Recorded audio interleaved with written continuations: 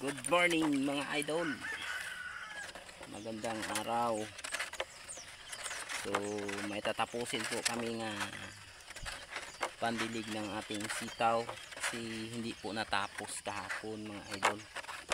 So ngayon natin tatapusin kapag dilig. So bago tayo magdilig ay magsusurvey muna tayo sa ating siling labuyo.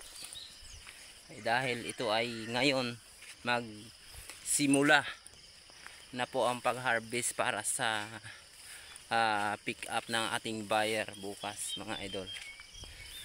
So makita natin ang ating labuyo, ipakita ko po sa inyo ha. Ayun mga idol. So makita natin ang ating labuyo nga parang walang kaubusan yung paghihinog niya or walang katapusan mga idol, kasi nung last week mga idol na karaang pag harvest ay nakagathered kami ng alam nyo mga idol, nakagathered kami ng 100 almost 120 kilos in 1 week mga idol. 120 kilos yung labuyo natin nga na harvest. So hindi basta-basta mag-harvest ng siling labuyo dahil ito ay sobrang napakabagal or napakakuti mga idol sa in term ng Bisaya mga idol. So by the way ganito lang, parang kunti lang pero titingnan natin sa loob ay maraming makukuha mga idol. So yung income na yan sa 2,000 seeds ba yan mga idol yung tinatanim namin dito sa area na to mga idol. So sa 2,000 seeds po mga idol ay okay na po yan mga idol, dahil ito ay kumikita marami na nga yung mga habal-habal mga idol. Yung ngayon ay magsisimula na po tayo sa pag-harvest para tomorrow, kasi sa isang linggo ay nag-harvest tayo hanggang sa 4 na araw, sa 4 na bisis o 4 na araw sa isang linggo, kasi hindi maubos madali-dali kasi kunti lang yung para-harvest namin mga idol. Ayun o. So gumaganda nga ang dahon ng labuyo ngayon mga idol, kasi dulot nung inisprehan namin ng 3Gs foliar mga idol. So ang 3Gs foliar mga idol hindi talaga nagbibiro or hindi talaga nagbibiro sa atin mga farmer, kasi magbigay talaga ng pataba ng ating tanim. So sinabayan rin namin ng pag hagis ng fertilizer sa lupa. Dalawang klase lang po mga idol, triple 14 mga idol. So tingnan natin ang mga bunga ng ating sili mga idol para maniwala po tayo maraming bunga dulo. Ayan, halos po ganyan lahat mga idol ang mga bunga ngayon ng aming sili. Akala nyo nagbibiro lang ito yung tanim natin. So mga ka-farm, lahat ng mga tanim basta inalagaan natin maayos or kaya nating mag-alaga or may alam tayo, ay ito ay magbubunga ng marami mga idol. So tested and proven kami mga idol, kasi nag-aaral rin kami sa ganitong mga bagay, mga pananim mga idol. So maraming hinog mga idol tsaka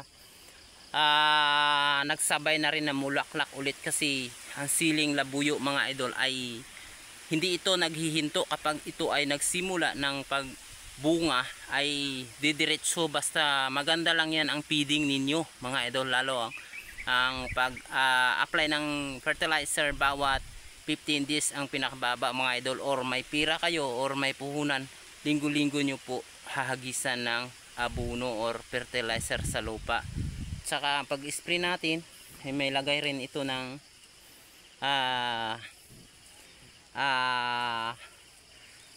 foliar fertilizer. Yon ang tingnan natin mga idol talagang may magandang bunga mga idol. So tingnan natin lahat ng mga porsyon ganito mga idol, hindi o magbibiro mga idol, kasi hindi pa to mauubos hanggang ilang buwan ang harvest mga idol, hanggang mamatay ito mga idol. Sa ating darating na Korisma ay tuloy-tuloy pa rin ito mga idol, hanggang hindi siya mamamatay mga idol. So yan ang mga idol, oh. Kaya tayo ay nagsisipag dito sa paglinis or lalo ng harvest mga idol. Ito ay talagang nag-waste tayo ng oras or magsasayang tayo ng malaking oras sa pag-harvest. Basta labuyo yung ating produkto mga idol, dahil ang labuyo ang tagal talaga mag-harvest, kasi isa't isa at saka ang liliit ng mga bunga. Pero di bali mga idol, kasi ito yung sili nga medyo may kataasan na presyo ng bawat kilo mga idol. Yun mga idol, oh. Lahat natin natingnan, hindi talaga nga walang bunga, kundi may mga bunga lahat mga idols. So idol, yan. So back to another side, kasi matingnan po natin yung hinarbisan noong Sabado ba yun mga idol. Nag-harvest po kami noong Sabado, Bernes, Huwebes, Miyerkules pala ng hapon simula na kami. Miyerkules ng tanghali, Huwebes, Bernes hanggang Sabado ay aabot ng 3 araw at kalahating harvest namin. Sa simula lang Bernes, simula lang noong Martes, kasi ang tagal talaga dol. So tingnan natin ang sili natin, oh.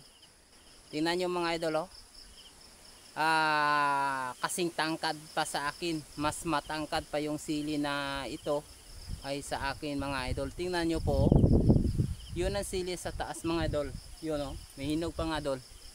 Yun, may hinog pa dol, oh. Yun, nalaglag dol. Sayang naman dol. Laki-laki pa naman yun. So kunin natin ang sayang. Yun dolo. So kita-kita natin sa ating siling sobrang taas dolo. Yun.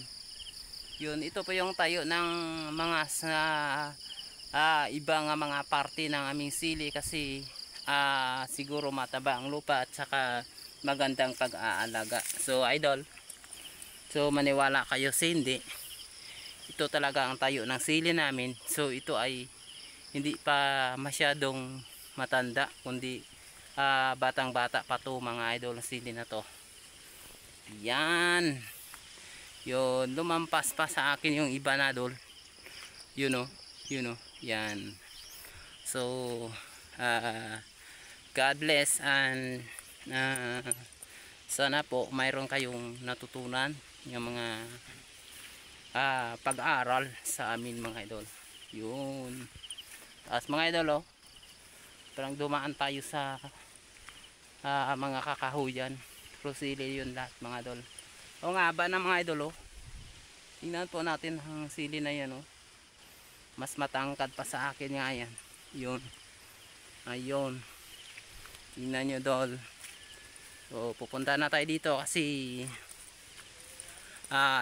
mamaya ay magsisimula na po tayo sa ating harvesting, para tayo ay makatipon ng para pipick upin tomorrow ng ating buyer mga idol. So maganda na ang panahon ngayon mga idol, kasi hindi na masyadong umulan. So God bless and thank you very much. Bye bye.